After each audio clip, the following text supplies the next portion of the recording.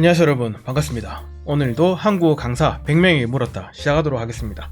이번 질문은 총 127명이 대답해 주셨고 100이 그거죠. 온이죠, 온. 그러면 이게 온 27명이라고 읽어야 되나? 온 27, 127 어쨌든 명이 대답을 해주셨고요. 질문은 이겁니다.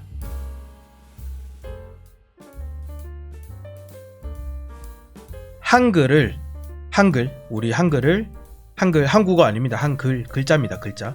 한글을 처음 배우는 학생에게 알아볼 수 있는 범위 내에서, 그러니까 한글을 썼을 때 그 글자를 알아볼 수 있어야 되잖아요. 못 알아보면 안 되니까 알아볼 수 있는 범위 내에서 획순대로 쓰도록 지도한다. 혹은 획순 상관없이 자유롭게 쓰도록 지도한다. 이렇게입니다. 답변부터 말씀드리자면 획순대로 쓰도록 지도한다가 110명이시고, 그리고 획순 상관없이 자유롭게 쓰도록 지도한다가 16분이십니다. 그런데 이제 여기서 조금 제가 설명을 해드려야 되는데, 제가 사실 의도했던 질문은 이거였어요.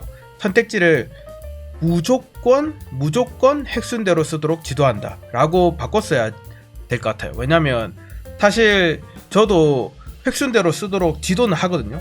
그런데 이제 학생들이 쓰다 보면은 자기 편한 대로 쓰게 되잖아요. 그러면 거기서 이제 그거를 교정해 주시는 선생님들이 계세요. 이거 그렇게 쓰는 게 아니고, 뭐 기억은 지금 뭐 거꾸로 돼서 어떻게 제가 쓰는 대로 쓰는 게 맞는지 모르겠는데 화면에 이렇게 쓰는 거야 라고 알려주거나, 뭐 리을은 이렇게 쓰는 거야 라고 알려주거나 해서 그 획선을 교정해 주시는 선생님이 있고, 알아볼 수만 있으면, 그러니까 다 쓰고 난 그 글자를 봤을 때 알아볼 수 있으면 그대로 두시는 선생님도 계십니다. 저는 그대로 두는 편이거든요.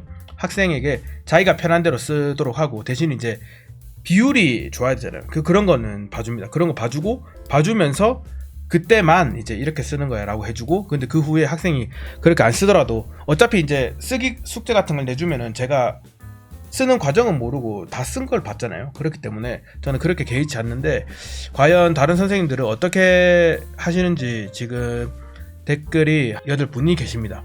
먼저 제가 이걸 이렇게 해서 스크린샷을 찍어서 여기 화면에 올려드릴게요. 이 화면에 또 선생님들, 저희는 이제 지금 이 방에 400명이 이제 넘었습니다.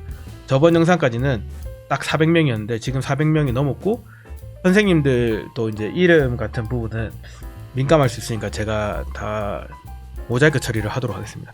그러니까 먼저 거제도에서 일하시는 선생님께서 획순대로 쓰도록 지도하지만 나중에 쓰는 거 보면 자기 마음대로 쓰고 있더라 라는 이야기를 해주셨습니다. 네, 지금 이게 딱 제 상황이 아니라 모든 선생님 다 그러실 것 같아요. 그런데 이제 저는 계속 학생들한테 잘 써야지, 제대로 써야지, 이렇게 뭐 닭다리라고 하면 좀 그렇고, 어차피 그것도 하나의 교육이니까요. 닭다리라고 하면 좀 표현이 그런데 어쨌든 저는 그렇게 안 합니다. 그냥 딱 썼을 때 글자가 예쁘고 그러면 저는 그냥 놔두는 편입니다. 알아볼 수 있으면. 사실 학생들 중에 저보다 한글 잘 쓰는 학생들이 많아요, 예쁘게. 그리고 또 제주도에 계시는 선생님께서는 1차 한글 수업에는 획순도 지도를 합니다. 하지만 그 후에는 읽을 수 있다면 그냥 둡니다. 제가 딱 저렇게 지금 하고 있습니다. 그리고 이제 대전에서 가르치는 선생님께서는 저는 이제 미음하고 히읗만 편한 대로 쓰라고 합니다 라고 쓰셨네요. 미음은 원래 이렇게 쓰죠. 이렇게 쓰는데 사실 저 같은 경우도 이렇게 하고 이렇게 쓰잖아요. 긁고 이거를 참 희한하게 이렇게 쓰는데, 아니면 또 다르게 쓰시는 분도 있나요? 이렇게 그냥 네모를 꺾어서 이렇게 하시는 분도 있나? 그리고 히읗도 사실 히읗 위에가 이 줄 위에 짝대기가 하나 올라와 있는 것도 있고, 줄 위에 줄을 평행선상으로 짧게 그리시는 분도 있고, 또 히읗 위에 이 줄을 비스듬하게 그으시는 분도 있잖아요. 그래서 저도 이제 사실 한글 가르칠 때 첫날에 치읓하고 히읗은 제가 그 글자를 알려줍니다. 이렇게 위에가 이렇게 되는 것도 있고 이렇게 되는 것도 있고, 또 일자로 가는 것도 있고, 거기다가 심지어 치읓 같은 경우는 밑에가 이렇게 기역을 그리고 나서 다리를 그리시는 분도 있고, 큰 데타처럼 이렇게 밑으로 치읓 위에다가 줄을 그으시는 분도 있잖아요. 그래서 이렇게 여러 가지 모양들이 있다라는 걸 저는 이제 한글 첫날 알려줍니다. 왜냐하면 그거 안 가르쳐주면은 저희가 PPT 자료를 만들어도 글꼴에 따라서 치옷이 다르게 나오잖아요. 그런 거를 얘네들이 이게 뭐지? 라고 생각하는 학생들이 있더라고요. 그래서 저는 치옷의 생김새를 요런 것도 있고 요런 것도 있고 요런 것도 있다 이렇게 가르쳐줍니다. 히읗도 마찬가지고요. 네, 그런데 이제 지금 이 대전에 계시는 선생님께서는 미음하고 히읗을 편한 대로 하라고 둔다. 그리고 그 밑에 이제 제가 댓글을 단 건데 선택적으로 하시는 선생님들도 계시는군요. 그러니까 지금 그 대전에 계시는 선생님한테 제가 댓글 단 겁니다. 그러니까 모든 것을 편한 대로 쓰라고 하는 게 아니고 미음하고 히읗에 대해서만 편한 대로 쓰라고 이렇게 선택적으로 하시는 선생님도 계셔서 이거는 좀 생각지 못한 부분이다 라는 생각을 했고, 그래서 이제 좀 도움이 될 것 같습니다. 그리고 이제 필리핀에 계시는 선생님께서는 가르칠 때는 획순대로 가르쳤는데 쓰는 거 보면 지 맘대로 쓰고 있습니다. 전에는 일일이 지적했는데 이제는 특별히 읽는데 지장이 없으면 그냥 놔둡니다. 아무리 얘기해도 집에 가면 지들 맘대로 쓰니 잘 안 고쳐지더라고요. 그렇죠. 네, 그렇기도 하고 사실 결정적으로 저는 이제 우리라고 말할 때는 이제 한국어 모국어 화자입니다. 저는 우리가 잘 못 알아보고 우리가 이제 일반적으로 이제 한국어 모호 화자들이 제대로 구분해내지 못하거나 제대로 하지 못하는 것들을 굳이 외국 학생들한테 강요를 하진 않거든요. 예를 들면 이제 제 친구 중에 한국어 학과를 다닌 친구예요. 그 외국인인데 그 친구는 이제 유럽에 있는 모 대학교에서 한국어 학과를 다녔는데 그때 그 교수님이 한국어 학과니까 한국어를 좀 심도 있게 배우잖아요. 근데 그 교수님께서 한자를 그렇게 가르쳤대요. 한자를 그러니까 한국어를 배우는데 한자 자체를 엄청 외우게 했답니다. 우리 사실 한자는 지금 우리 교육에서도 빠져 있잖아요. 그런데 이제 한자를 엄청 외우게 해가지고 그래서 제가 이제 걔는 어느 정도 지금 한국어를 좀 하거든요. 제 생각에 한 3, 4급 정도 사이인 것 같아요. 왜냐하면 졸업하고 한국어를 꽤 오래 안 써가지고 요즘 좀 설득이 떨어졌을 것 같은데, 그래서 너 지금 한자를 배운 게 도움이 되냐 하니까 한자 배운 거 자기 생각에 한국어에 전혀 도움이 안 된다고 하더라고요. 그런데 이제 사실 도움이 되고 있죠. 사실 한자를 알아서 도움이 된다기보다는 한자어를, 그러니까 우리 고유어가 있고 한자어가 있잖아요. 그 한자어가 우리가 예를 들어 뭐 생일에 생이 날생이고 일이 날일자라는 그거를 우리가 알면은 그걸 어떻게 쓰는지 한자로 쓰는지 몰라도 그게 한자어라는 것을 알면 이제 생일에서 뭐 학생, 뭐 일기, 뭐 이런 식으로 단어 조합을 막 해나갈 수 있는 거죠. 그래서 저는 지금 수업에서 그렇게 하고 있거든요. 단어 이제 제시할 때마다 이거는 우리 고유어고 이거는 한자어고 이 한자어 이거는 무슨 뜻, 이거는 무슨 뜻, 이거는 무슨 뜻이다 하면서 이전에 우리가 배웠던 그 한자어랑 조합이 되는 단어가 있으면 그런 것도 같이 제시를 해줘요. 그러면 애들이 잘 외우더라고요, 실제로. 그래서 이제 한자 자체를 배우는 거는 필요가 없지만 저는 그렇게 생각합니다. 물론 모르는 것보다 아는 게 도움이 되겠죠. 그런데 한자 자체보다는 한자어인 것을 알고 그 한자어를 활용할 수 있는 수준이 되면 참 좋겠다라고 이제 생각이 듭니다. 그렇기 때문에 이제 그거랑 같은 맥락으로 지금 우리 한국인들도 한자어를 이제 한자를 써봐 하면 못 쓰시는 분들이 많죠. 그렇기 때문에 저도 이제 한자 써보라 하면 못 씁니다. 왜냐하면 저는 한자를 이제 일본어 칸지로 대부분 배웠기 때문에 한국 한자랑은 또 생긴 게 다르죠. 그래서 이제 그런 거랑 똑같은 이치로 지금 우리가 획순대로 사실 한국어 쓰는 사람이 많이 없잖아요. 리을 같은 경우도 저도 획순대로 안 쓰고 그냥 이렇게 해버리거든요. 그 뱀처럼 이렇게 해버리고 미음도 이렇게 해서 이렇게 넣어버리고 또 뭐 있습니까? 하여튼 그런 것들이 많습니다. 그래서 나도 일단 나부터도 그렇게 정자 획순대로 쓰지 않는데 이걸 굳이 학생에게 지속적으로 무조건 이렇게 써야 된다. 이 무조건이라는 단어가 중요합니다. 무조건 이렇게 써야 된다라고 하는 건 오히려 학생들이 한글을 배우는데 더 스트레스가 생기고 학습 의욕이 더 저하되지 않을까라는 생각이 있습니다. 그리고 다음은 부산에 계시는 선생님께서 획순 지도할 때 이유도 함께 설명하면 도움이 됩니다. 왜 그렇게 써야 하는지를 강조를 여러 번 해야 생각보다 획순을 따랐습니다. 요거는 이제 밑에 다른 분이 아니구나. 우리가 요거에 대해서 또 채팅으로도 이야기를 했거든요. 그때 어떤 선생님께서 하시는 말씀이 글자를 획순대로 써야지 글자가 예쁘게 써진다고 하셨습니다. 그래서 그런 부분을 이제 한글 가르칠 때 강조를 해서 학생들이 이제 의도적으로 자기들이 예쁘게 쓰고 싶어서 한글을 이제 획순대로 쓰도록 지도를 한다라고 하시더라고요. 그 지금 같은 맥락으로 이제 그렇게 왜 그렇게 써야 되는지에 대한 도움이 될 것 같습니다. 이렇게 설명을 해주시면. 그리고 이제 베트남에 계신 선생님께서 중학교 수업은 애초에 교재에 쓰는 순서가 과정에 있어서 가르칠 수밖에 없고 대학교 강의에서는 따로 지도하지 않았습니다.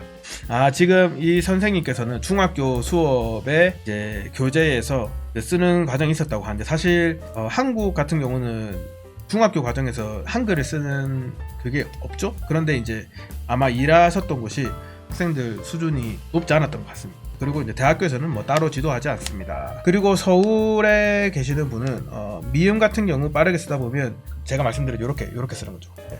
이렇게 줄 긋고 이렇게 긋고 이렇게 가야 되는데 요걸 요렇게 이게 마치 이자 같잖아요. 이 12처럼 되잖아요. 맞죠? 네. 요렇게 쓰게 생긴다. 그런데 이제 획순을 알아야지 이게 이렇게 됐을 때 이게 한 획, 두 획, 3획으로 끝나는 걸 이제 획순을 알아야지 이게 이렇게 쓰여 있는 것을 봐도 미음이라고 인식을 하게 된다. 라는 이야기를 하셨는데 이건 굉장히 좋은 말인 것 같습니다. 그렇죠. 그러니까 지금 우리가 12처럼 이렇게 쓰게 되면 이 두 번째 획의 끝이 이쪽으로 붙어야 되는데 이 첫 번째 획의 끝과 붙어버리잖아요. 12를 쓰면. 하지만 그 학습자가 이 획순을 알면은 지금 하나, 둘, 세 개를 다 보게 되니까 이렇게 써도 이게 미음이구나라고 이제 알게 된다 라는 말씀이신 것 같습니다. 이것도 굉장히 일리가 있는 말씀이시네요. 말이 되는 말씀이신 것 같습니다. 이렇게 또 나눠보니까 좋네요. 그 다음에 다음 질문은 또 제가 생각나는 게 저희 단톡방에서 이런 게 있었어요. 뭐가 있었냐면 이제 한국의 어학당에서 일하시는 선생님이신데 어학당에서 이제 경력 증명서는 발급을 해주는데 재직 증명서를 발급을 안 해준다. 재직 증명서. 그리고 우리가 이제 시간제 강사라고 할지라도 원천 징수를 하잖아요. 그런 이제 원천 징수에 대한 것도 이제 발급을 안 해준다. 혹은 이제 급여 명세서. 우리가 원천 징수 외에도 이제 급여 명세서라고 이제 내가 이 사람한테 월급을 주면서 뭐 이제 내역들을 이렇게 쭉 뽑아서 주는 게 있는데 그것도 안 준다고 하세요. 그리고 그 선생님께서는 이미 몇 군데의 어학당에서 다 일을 하셨는데 이제 주는 곳이 없었다라고 하시거든요. 그런데 이제 저는 또 제가 일했던 곳에서는 주셨어요. 그거를. 그래서 사실 또 저희 채팅방에 400명이 넘게 계시지만 모두가 다 그 대학 기관에서 일을 하는 건 아니라서 질문을 어떻게 해야 될지 모르겠는데 어쨌든 그러니까 제가 생각을 좀 해서 어차피 지금 투표를 하는 선택지가 한정적이라 가지고 이번 투표 같은 경우는 뭐 카톡으로 진행을 안 하고 따로 설문지로 해서 우리가 좀 확실한 정보를 가지고 있는 게 좋을 것 같거든요. 왜냐하면 지금 이 선생님께서 이 재직 증명서나 혹은 이제 급여 명세서가 필요한 이유가 대출 때문이에요. 대출이 쉽지 않죠. 우리가 풀타임이 아니니까 쉽지 않죠. 만약에 이제 1년을 넘게 일을 했으면은 그 소득 금액 증명원이라고 그 소득은 있는데 직업이 없는 사람들 있잖아요.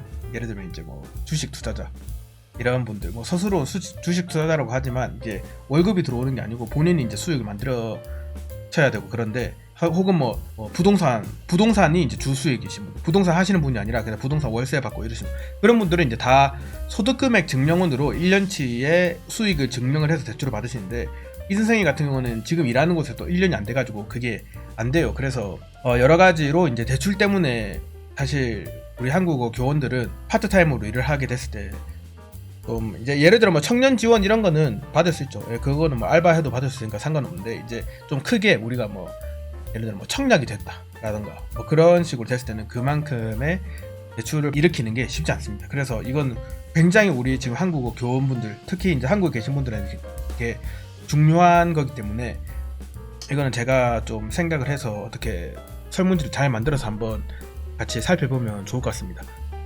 네, 감사합니다. 여러분 혹시 뭐 궁금한 거 있으시면은 되도록 이제 홈페이지에 남겨주시면 좋겠고요. 왜냐하면 홈페이지에 남겨주셔야지 제가 답변을 달고 또 다른 선생님도 답변을 달고 그게 거기 남아서 이제 다른 선생님들이 다 보고 이제 저희가 남겨 놓을 수 있습니다. 그런데 뭐 채팅방이나 이런 데 남겨주시면 이게 다 위로 올라가고 없어져 버리거든요. 그렇기 때문에 이제 홈페이지 만들었기 때문에 적극 활용해 주시고 혹시 이렇게 우리 한국 강사 100명에게 물어보고 싶은 질문 있으신 분은 그 질문 내용 댓글에 남겨주시고, 또 이제 우리 여기 오늘 나눈 주제에 대해서 또 생각 있으시면 자유롭게 댓글에서 나눠주시기 바랍니다.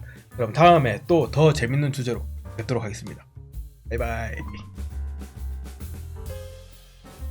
예를 들면 학생들 중에 이제 한글 구성을 가르쳐 주면서 항상 이제 자음이 먼저 오고 그 다음 모음, 자음 이 순서대로 소리를 쌓는 거죠, 어떻게 보면. 그런데 우리가 글을 쓸 때도 그런 식으로 써야 된다고 가르쳐 주는데, 그걸 꼭 얘네들이 막 아부터 쓰고 막 기역 쓰고 미음 써가지고 감 이렇게 하는 애들이 있더라고. 그래서 이런 것도 좀 선택적으로 글을 쓴다고 했을 때 좀 생각을 해볼 부분이 있는 것 같습니다.